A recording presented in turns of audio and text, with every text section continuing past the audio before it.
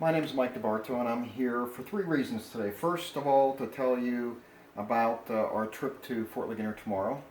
I'm also here to tell you about what it was like to live in this area back around the Fort Ligonier time, 1758, 1755, around there. And then the other thing is, what I'll talk to you about right now is what it was like to live in the Wild Wild West.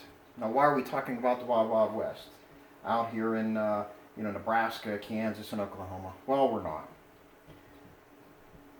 Wild Wild West had its cavalry and it had its Indians. But we're not, like I said, we're not talking about that. We're talking about the Wild Wild West 266 years ago, which was right here in western Pennsylvania.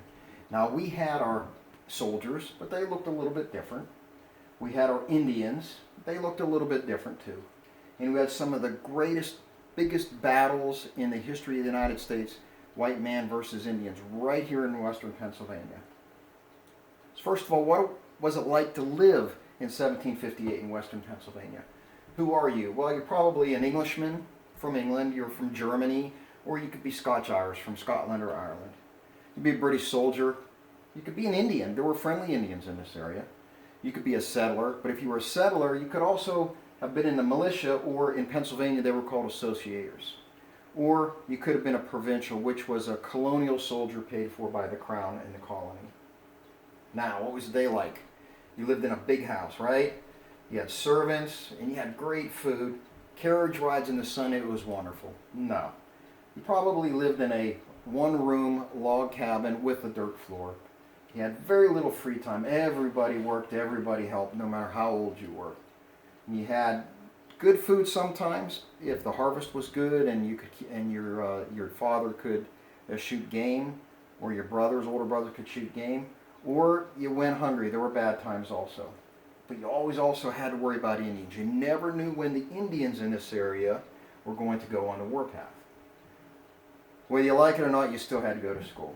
But it was usually a one-room schoolhouse where everybody, all the way from first grade up to 6th, 7th, 8th grade, depending on when either you quit school or your parents said, school's done, we need you at the house. You didn't have books. You used a thing called a horn book. A horn book had the alphabet, and it had a couple verses for you to read and memorize. Most of the times, verses out of the Bible. And discipline was pretty harsh. If you were bad, you got punished by sitting in a corner with a dunce hat. I'm sure you guys have seen that before. Corporal punishment was allowed, which means you got spanked. I know that doesn't happen anymore, but discipline was pretty bad. But many times, the students were good. You kind of looked like your parents, only a miniature size. You dressed like them. You had to do this. You had to show courtesy. You had to be nice. You had to apply fairness to everything. Show good manners. Address your teachers as ma'am, sir. Everybody was supposed to be polite to each other. Now, your primary instruction was reading, writing, and arithmetic. Those were the three main things. But you still learned a little bit of history, grammar, geography, science, and good behavior. Now, who wanted western Pennsylvania? Now, most of the colonists lived within 100 miles of the coast, 50 to 100 miles of the coast. We're way out here. Who the heck wants this area here? Well, the Indians wanted it for one thing. The English wanted it for another thing. And then within the English, you had your colonies. Pennsylvania wanted it. Pennsylvania said it was ours. Virginia said it was theirs. It's because the Indians sold it to both Pennsylvania and Virginia. And of course, you had the French. The French wanted this area. And when you get all these forces together, it's not going to turn out good. Why did everybody want western Pennsylvania? All it was a bunch of woods and streams. Well, the English wanted it for the prestige. The more land you had back then, the more important you were. Economic reasons. You got money from the colonists living here. Farming, a lot of farming out in this area. And they wanted to keep it from the French because they didn't want them to have the prestige and power. Now the French, they wanted prestige and power just like the English. All the major powers did back then. They wanted access to the Mississippi because New Orleans was a large French area. The best way to get there was through the Great Lakes, get onto the Ohio River, Pittsburgh, which is in Pittsburgh, starts in Pittsburgh, get into the Mississippi, go all the way down to New Orleans. They also wanted this area for trade, especially pelts. Beaver pelts were big back then, and there were a lot of beaver in the area. and they wanted to keep it from the British. Now the Indians, they wanted it for their hunting lands, they wanted it for living space, and they wanted to keep it for themselves. They did not understand owning land like we did, like white people did, but they understood controlling the land, and they did not want to lose control of the land. So all this ended up with a big war, and it started right here in western Pennsylvania. In fact, right up the road about 20, 30 miles from here. It came down to the French versus the British. Because we were English subjects here in Pennsylvania, we of course went on the English side. And the Indians, there were Indians on both sides, and they switched sides also. They were looking at who could do the most and the most for us. If they could buy weapons and other European goods from them, from the English, they would side with the English. The French, they would side with the French. But they really wanted to keep the lands free of the white man, of which that's where the French had the advantage. The French had been living here for a long time. They understood the land. They understood how to fight in the woods. And they had an understanding of the Indians. They respected the way of life. Many of them lived with the Indians, dressed like the Indians. And their reasons for being in this area out west was to get from Canada or to the Mississippi River and then New Orleans, or just to catch beaver for the pelts. They didn't want to live here. Now the British and the Americans, or the colonists, we had advantages too. There were 10 times more English living in the New World than there were the French. There were over 1 million English, fewer than 100,000 French.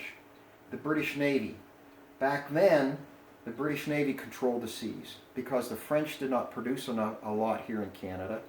They had to bring those supplies and those weapons and a lot of the food from France to Canada.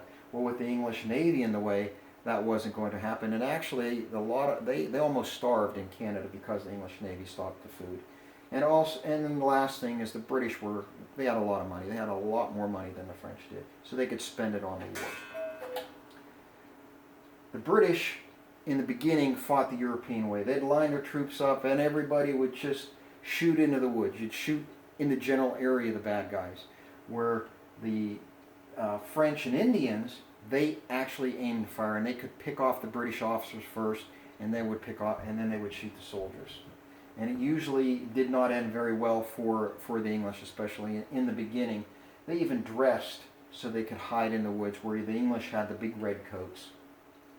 The other thing they did, and you'll see from the weapons in a couple of slides here, is that the Indians had no problem with hand-to-hand combat, getting right there with a tomahawk and knife, where the English soldiers and the colonists, they didn't like to fight like that. They would rather fight with the musket from 10, 20, 30, 50 yards away. And you could see from the weapons that the English used. They try to use cannon in the woods. They used the musket, and the bayonet and the sword was, for the most part, what they had for the hand-to-hand combat. And when you had something like a tomahawk or the knife, get in close, it was much, much better.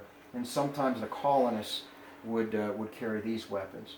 And you can see all of these weapons are for close-in combat. They would use the musket, and they would use the bow and arrow, though not so much by this time. It was mostly with the musket. That's what the Indians would use. But why even have Fort Ligonier? Why was Fort Ligonier even here? Well, first of all, George Washington was told by the Virginia governor to go up and tell the French to get out of the area. Remember what I said, Virginia thought that they owned Pennsylvania. Well, the French, they ended up telling George Washington, no, we're not leaving, and they came down and they built a fort called Fort Duquesne, which is now Pittsburgh. When George Washington went up with troops to try to get the French to leave the area, he was actually defeated at Fort Necessity, which is probably about 20 minutes from here. And he was forced to go all the way back to Virginia. So the British, they weren't going to put up with a French fort here. So what they did is they got General Braddock, and they got a huge army of over 2,000 troops to march up and to take Fort Duquesne. Well, there was a big battle of Monongahela, or Braddock's Defeat, it's sometimes called. Over 1,000 British and colonials were killed at only roughly around 20, 25, 26 French and Indians were killed in this battle. The worst defeat in the British Army in 100 years, and they were forced to go back to Williamsburg.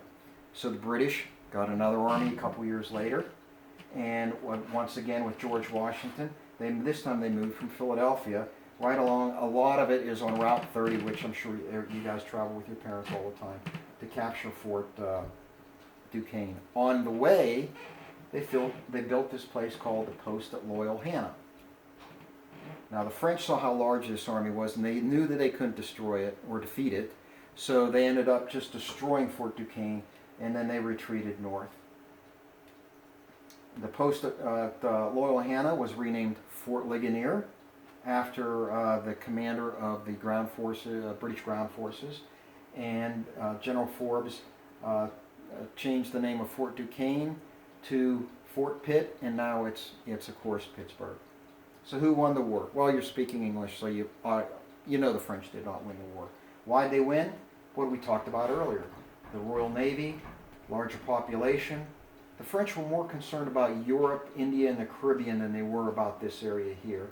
Also, the English had a change of attitude towards the Indians. They became more friendly with the Indians, or at least got them not to fight on the French side, just stay neutral. They had more money, and also Pennsylvania finally started to support the war because our government, the Pennsylvania colonial government, was controlled by the Quakers, who were very peaceful. They did not want to form a militia, form an army or anything. Well, enough Pennsylvanians were killed, they eventually formed the Associators and helped out the British. But that wasn't the end of the war and the end of the fighting in this area. In a couple years later, 1763, an Indian chief named Pontiac organized all the Indian tribes in the area, and they started to attack all the forts. Fort Pitt and Fort Ligonier were some of the only forts that held out. They stayed under siege, and the Indians actually pushed the whites all the way back to roughly around Harrisburg. That's how bad it was. So if you were here in 1763, there's a strong possibility that the Indians would have either captured you, killed you, or else your parents would have gotten you and any brothers and sisters and moved out towards Harrisburg. Well, eventually, the English reorganized, and a Battle of Bushy Run, which once again is on the way to Pittsburgh, just a couple miles from here, defeated the Indians in the battle, relieved Fort Ligonier and Fort Pitt, and defeated the Indians. So, a little bit now about Fort Ligonier itself. Built in 1758 by General Forbes, first named Post of Loyal Hannah. It was named Fort Ligonier after the commander-in-chief of British ground land forces. It was attacked 3 times during the French and Indian War and held out each time, and then under siege during Pontiac's War. At one time, it was the second largest city in the entire colony of Pennsylvania, only after Philadelphia. Everybody lived at the fort: soldiers, settlers and their families, friendly Indians. And if you'd sit down and listen, you could hear all English, Gaelic, German, French, Dutch, and all kinds of Indian tribes talking. It was really a large group of diverse people that lived in Fort Ligonier. Well, 1766, the West had gone further west.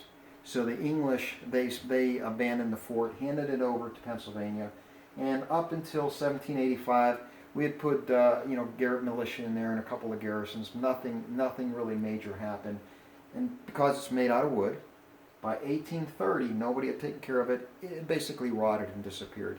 And between 1830 and 1930, 100 years, nobody even paid any attention to it. Then finally in 1930, it was rediscovered, and it was they started a reconstruction of the fort in 1946.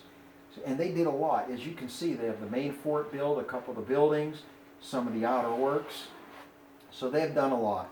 Tomorrow, when we leave the school, the buses will drive up to Fort Ligonier, drive along Route 30 where General Forbes went with his troops, park the buses, and then you're going to break into 3 groups. One group will go to the museum, right here. Another group will go to the fort, and another group will go to this little building here and do some crafts, either make some Indian things or some colonial toys or something like that. And then you'll switch and move around. Lunchtime, if the weather's nice, we'll eat our lunch here at the picnic tables. And if it's not nice, we'll go inside. And then at the end, everybody would get a chance to go to the gift shop where you can buy some books, and some other gifts, maybe for your parents or for yourself as a remembrance of the trip to Fort Ligonier. But when you're at the fort, think about what it was like to be a British soldier, or maybe a French soldier looking down into Fort Ligonier and seeing all the vast number of British soldiers. Maybe a settler, and if you're a settler, maybe you were a provincial soldier too. You were just a colonist who you didn't want to be a British soldier, but you still wanted to fight for the colonies against the French, or militia, where you were organized and you were protecting the colony of Pennsylvania. And of course, you could be an Indian, either looking down in the fort and looking at your history and your way of life going away, or you could be on the British side, working with the settlers and the British soldiers. Does anybody have any questions? No questions. I'll ask you one thing. Please, tomorrow, do not put your head in a cannon. Ask questions. Be interested in what's going on and listen to what the tour guides are telling you. If you'd like to read a little bit more about this, these are some of the books that I used for the information I gave today. And then if you'd like to go back into some of the pictures, these are the pictures, and your teachers have the slides. Does anybody have any questions? Thank you.